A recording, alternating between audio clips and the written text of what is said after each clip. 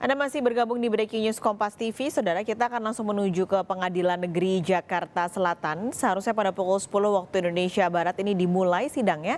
Tapi kita akan melihat terlebih dulu apakah memang sudah ada persiapan di sana. Sudah ada juga Tifal Solesa yang akan melaporkan kondisi langsung di sana. Tifal, apakah sidang ini kira-kira sudah akan dimulai dari pandangan Anda di sana, Tifal?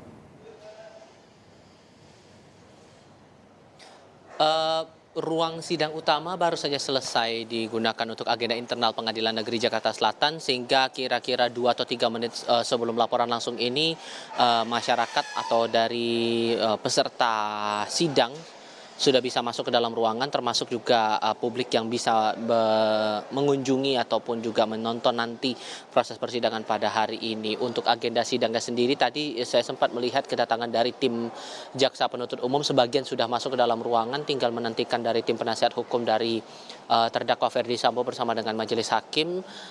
Harusnya jadwal pada pukul 10 pagi ini ya, sudah lewat dari 4 menit dari pukul 10.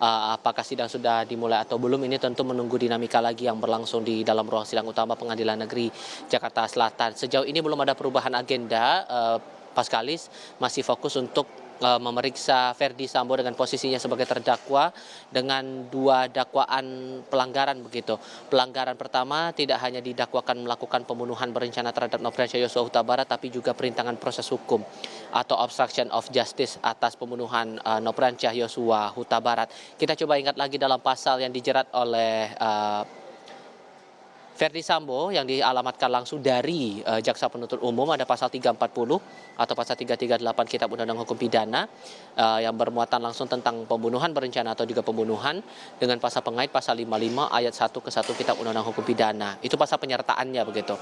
Sementara untuk obstruction of justice ini ada 2 pasal yang dialamatkan, yakni pasal 48 junto pasal 32 Undang-Undang ITE, lalu kemudian pasal 233 KUHP junto pasal 55 ayat 1 ke 1, serta pasal 221 ayat 1 ke 2 junto pasal 55 ayat 1 ke 1 KUHP, serta pasal 49 junto 33 Undang-Undang ITE.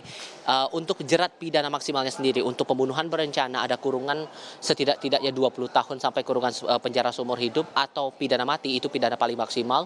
Sementara untuk pidana terkait dengan obstruction of justice atau perintangan proses hukum adalah pidana kurungan selama 10 tahun. Nah, sehubungan dengan apa nanti pemeriksaan ini bakal dilakukan untuk terdakwa Ferdy Sambo, kemungkinan besar ini masih akan berkaitan langsung dengan dakwaan yang dialamatkan kepada dirinya, yang disebut menjadi otak dari upaya perencanaan pembunuhan terhadap Nofriansyah Yosua Huta Barat di Kompleks Polri Duren 3 Jakarta Selatan. Saat itu Ferdy Sambo memiliki rumah dinas di situ dengan kondisi masih berstatus sebagai anggota aktif Polri dan juga kepala divisi Propam Mabes Polri. Nah, di situ dari segala macam rangkaian skenario yang kemudian disusun bersama dengan para terdakwa lain dalam kasus pembunuhan Yosua, ia juga didakwakan melakukan upaya untuk menghilangkan bukti-bukti yang berhubungan langsung dengan upaya pembunuhan Yosua itu sendiri di Kompleks Polri Duren 3 Jakarta Selatan, termasuk dalam hal ini yang paling spesifik adalah menghilangkan atau menghapus rekaman CCTV di salah satu rekaman ataupun juga salah satu visualnya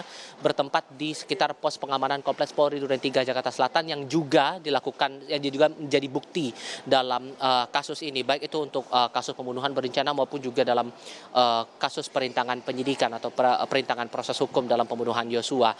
Ini juga yang bakal digali lagi nanti, baik itu dari majelis hakim yang masih dipimpin langsung oleh Hakim Ketua Wahyu Iman Santosa maupun juga dari jaksa penuntut umum. Mungkin saja nanti akan ada pertanyaan-pertanyaan yang dilemparkan dari tim penasihat hukum Ferdy Sambo, dengan posisinya juga bisa diupayakan untuk meringankan posisi hukum dari terdakwa Ferdy Sambo. Ini yang bakal kita lihat dinamikanya, termasuk kita akan tunggu juga kehadiran dari majelis hakim dan juga perangkat lain yang berhubungan langsung dalam proses persidangan hari ini di ruang sidang utama Pengadilan Negeri Jakarta Selatan. Paskalis. Tifal mengonfirmasi terlebih dulu, jadi hari ini kasusnya hanya untuk dakwaan pembunuhan berencana ya, berarti nanti Ferdy Sambo akan diperiksa lagi di sidang yang berbeda untuk dakwaan lain, yaitu obstruction of justice. Sejauh ini kalau kita melihat ragam persidangan yang berlangsung selama ini, Ferdy Sambo karena kasusnya khusus, dia dialamatkan pada 2 dakwaan sekaligus juga dalam surat dakwaan begitu ya, sehingga ini langsung ditangani oleh Hakim Ketua Wahyu Iman Santosa, hakim yang langsung menangani perkara yang berlangsung untuk saat ini terkait dengan pembunuhan Yosua. Dan sudah disebutkan, kalau kita ingat lagi sejak awal, saat itu juga disampaikan khusus untuk Verdi Sambo sendiri karena dia terikat dalam 2 dakwaan tersebut, 2 kasus yang berbeda, sehingga penanganannya juga berbeda ketimbang dengan terdakwa lainnya yang posisinya hanya terjerat pada 1 kasus yang spesifik begitu. Sehingga ini juga kita akan coba telusuri lagi lebih lanjut, terutama masalah rangkaian upaya skenario yang dilakukan oleh Verdi Sambo dalam upaya menghilangkan nyawa Nopriansyah Yosua Huta Barat di Kompleks Polri Duren 3 Jakarta Selatan. Kita coba ingat lagi saat itu, saat awal-awal sekali proses persidangan ini berlangsung beberapa bulan lalu, dakwaan khusus untuk Verdi Sambo dibacakan sekaligus tidak hanya berhubungan langsung dengan pembunuhan berencana, tapi juga terkait dengan obstruction of justice atas pembunuhan Yosua, sehingga ini bisa jadi ini masih akan fokusnya tidak hanya tertuju pada pembunuhan Yosua, tapi juga bisa berkaitan langsung dengan upaya menghilangkan bukti-bukti rekaman CCTV di Kompleks Polri Duren 3, Pak Skalis. Tapi semua kembali lagi pada kebijakan majelis hakim, dan ini juga dinamika yang bakal kita lihat di Pengadilan Negeri Jakarta Selatan, Pak Skalis. Baik, terima kasih Tifal Solesa.